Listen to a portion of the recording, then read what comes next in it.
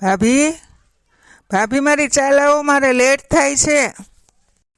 ક્યારેય મને સમયસર ચા નથી મળી. ભાભી આલ્યો તમારી ચા. થોડીક વાર વેલા મોડું થાય ને એટલે ધમા ચક્કડી મચાવી દે. હા તો મચાવી જ દે ને. હું નાઈને તૈયાર થતો હોઉં ત્યારે ચા ન મૂકી દેવાય? તો હું કાંઈ બોલું જ નહીં ને.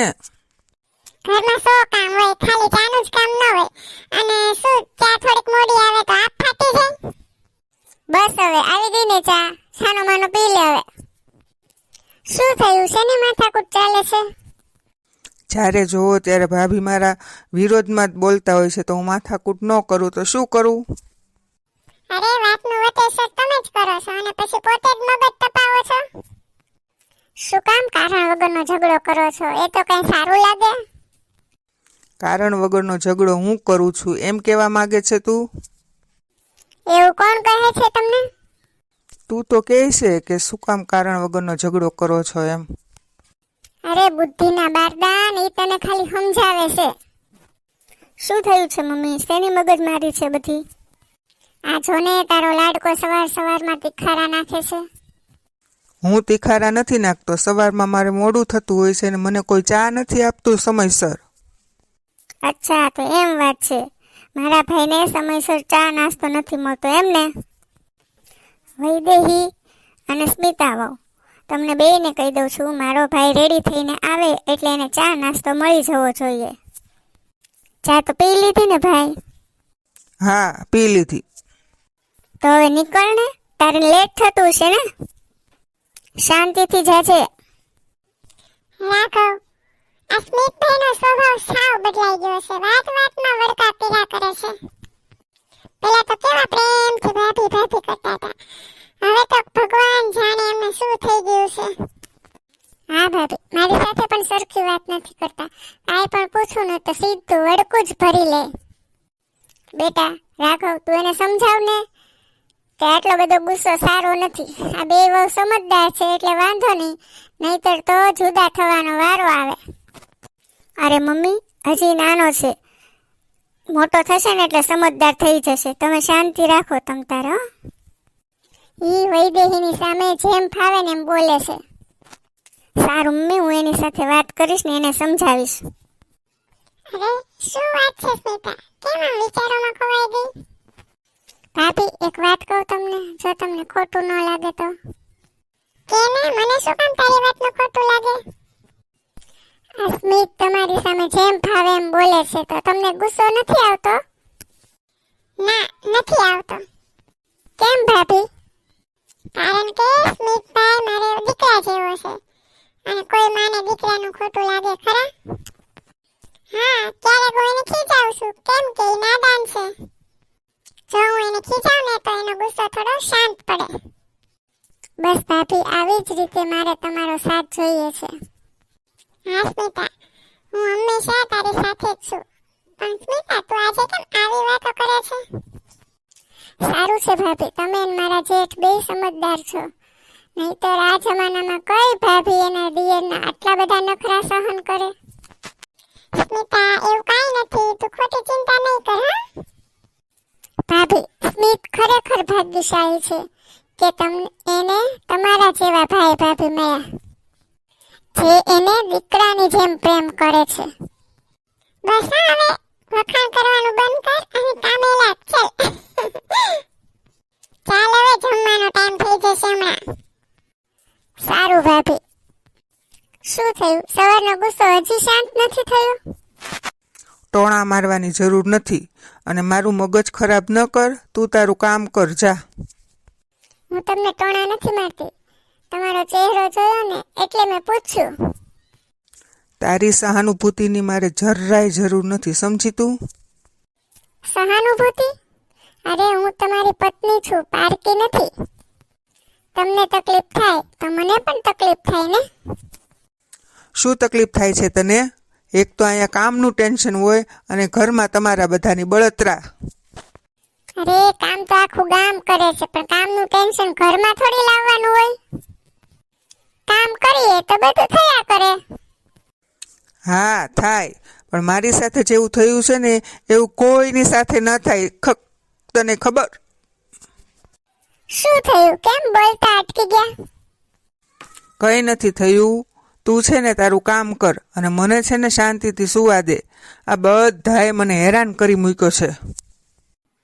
વૈદેહી, એ વૈદેહી, એ આવું. હા બોલો ને. આ સ્મિતા બહુને શું થયું છે? આ સ્મિતાને કાંઈ નથી થયું. કેમ? હમણાં મેં એને જોઈ તો બહુ ચિંતામાં હોય ને એવું લાગ્યું મને. અરે શું વાત કરો છો? હમણાં તો સ્મિતા કામ કરતી હતી. તું એમ એક કામ કરજે અને પૂછજે કે શું થયું છે, કારણ કે મેં એને આટલી ઉદાસ તો ક્યારેય નથી જોઈ. અત્યારે હું એને બોલાવું છું, આપણે પૂછી જ લઈએ થયું છે શું. ના ના અત્યારે નહીં, કારણ કે એ મારી સામે ખુલીને વાત નહીં કરી શકે. પછી તું પૂછી લેજે. અત્યારે હું તો જાઉં છું ઓફિસે. હા તમારી વાત સાચી છે. હું હમણાં જ એને પૂછી લઉં છું કે થયું છે શું. સ્મિતા, તારો ચહેરો, તું કઈ મૂંઝવણમાં છો? ના ના ભાભી, કાંઈ નહીં.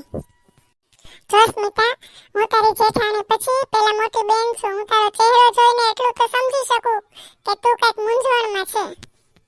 ના ના ભાભી, એવી કોઈ ખાસ વાત નથી. અચ્છા, તો તું હવે મને પેટ છૂટી વાત પણ નહીં કરે એમ ને?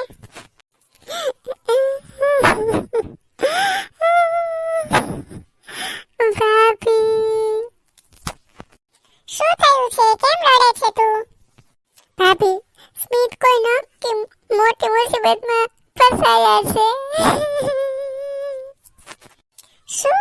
આ તો શું વાત કરે છે? જો તું સ્મિતા રડવાનું બંધ કરે ને માંડીને વાત કર તો ખબર પડે ને. ભાભી, મારી ને સ્મિત વચ્ચે વાત થઈ પણ સ્મિત કંઈક બોલી જ ગયા હતા, પણ મને કંઈ સમજાણું નહીં. એટલે મેં એને ફરીથી પૂછ્યું તો મારી વાત કાપીને સૂઈ ગયા. સ્મિતા, એવી તે શું વાત હશે? ભાભી, એ તો મને નથી ખબર, પણ કાંઈક તો મોટો પ્રોબ્લેમ છે જ. જો તું ચિંતા ન કર, હું તાર જેઠને વાત કરીશ, એ પૂછશે કે શું છે વાત એમ. ભાભી, એક કામ કરો ને, તમે પૂછો ને એને સ્મિતને, એ જરૂરથી તમને જણાવશે એનો પ્રોબ્લેમ. હા સ્મિતા, તું ચિંતા ન કર, હું વાત કરીશ સ્મિતભાઈ સાથે. બસ તું ચિંતા ન કર, જા રૂમમાં જઈને અંદર સૂઈ જા, રોવાનું બંધ કર દે. શું થયું છે? સ્મિતા કહેતી હતી સાચી વાત હશે? સ્મિતભાઈ ખરેખર કોઈ મોટી મુસીબતમાં મુકાણા હશે? હે ભગવાન, તમે રક્ષા કરજો. લાવ હું રાઘવને ફોન કરું. સાંજના સમયે. મમ્મી, સ્મિત તો રોજ વહેલા આવી જાય છે, આજે કેમ મોડું થયું છે? આજે કેમ મોડું થયું સ્મિત? તમારો ચહેરો પણ કેમ ઉતરી ગયેલો છે? કાંઈ નહીં. બેટા, કાંઈક તો વાત છે, તું કેમ છુપાવે છે? સ્મિતભાઈ, તમે છે ને મને માં સમાન નથી માનતા ને? નહીં ભાભી, હું તમને માથી વધારે માનું છું. ખોટું, એકદમ ખોટું. સ્મિતભાઈ, તમે તો સાવ બદલાઈ ગયા છો. પેલા તો ભાભી ભાભી કરતા મોં નહોતું સુકાતું.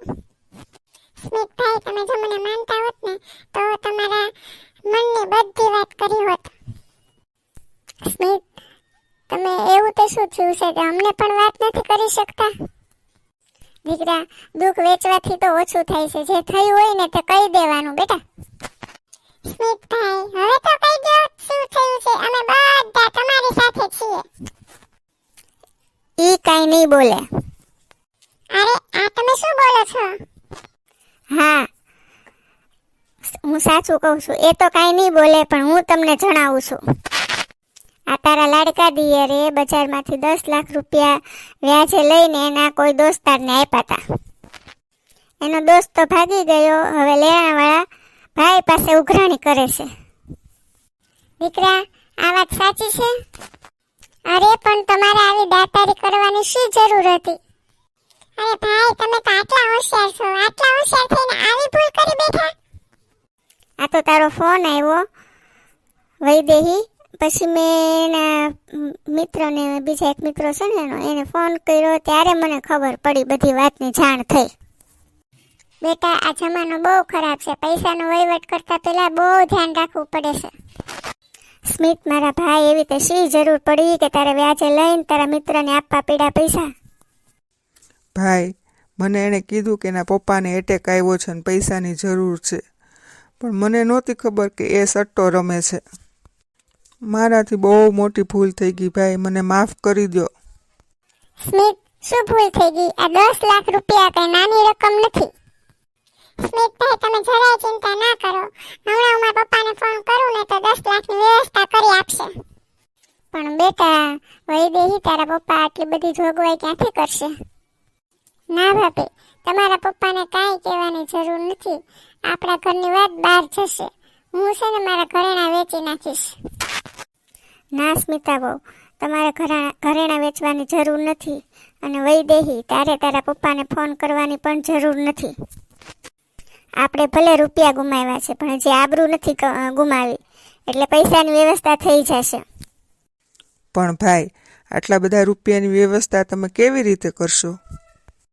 અરે મારા ભાઈ, તારી એક સ્માઇલ માટે તો હું આકાશ પાતાળ એક કરી શકું છું.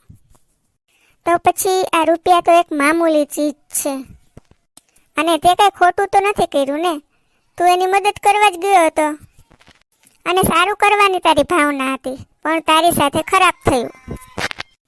આમાં નાનકા તારો કાંઈ વાંક નથી. તું ચિંતા ન કર, બધું સારું થઈ જશે. ભાઈ, આજ પછી હું તમને પૂછ્યા વગર કોઈ પણ વહીવટ નહીં કરું. ભાઈ, મને માફ કરી દો. મેં આખા પરિવારને મુસીબતમાં મૂકી દીધા. સ્મિતભાઈ, તમે કોઈ ભૂલ નથી કરી તો માફી શા માટે માંગો છો? હવે જે થયું બધું ભૂલી જાઓ, સમજ્યા? ભાઈ, ભાભી, અમે લોકો બહુ ભાગ્યશાળી છીએ કે તમારા જેવા અમને ભાઈ ભાભી મળ્યા. ભાઈ, જેમ ભગવાન રામે ભરત માટે ગાદીનો ત્યાગ કર્યો હતો, એમ આજે તમે મારી માટે રામ બનીને મને ઉગારી લીધો. ધન્ય છો તમે બંને ભાઈ ભાભી, જેણે રાઘવ અને વૈદેહી બંનેનું નામ સાર્થક કરી બતાવ્યું. આજે મને ગર્વ છે તમારા બે ભાઈ ઉપર ને બે વહુ ઉપર કે મારા સંતાનો આટલા બધા સમજદાર છે. તમારા બંનેની જોડી સલામત રહે. ભગવાન તમારા બધા અરમાન પૂરા કરે બેટા. નાનકા, ભૂલ તો ભગવાનથી પણ થાય છે, તો આપણે તો માણસ છીએ. તું જરાય ચિંતા ન કરતો. આપણે બંને ભાઈ કાલે જ જઈને લેણદારોને મળી લેશું અને એના પૈસા આપણે બહુ જલ્દી પાછા આપી દેશું. અરે, હવે જમવાનું બનાવી નાખ્યું ને? બધાને ભૂખ લાગી છે કે નહીં?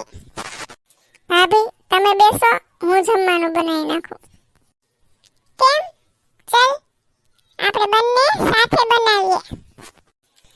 પણ પેલા બધા સ્માઈલ મોઢા ઉપર લાવો, મોઢા ઉપર સ્માઈલ લાવો.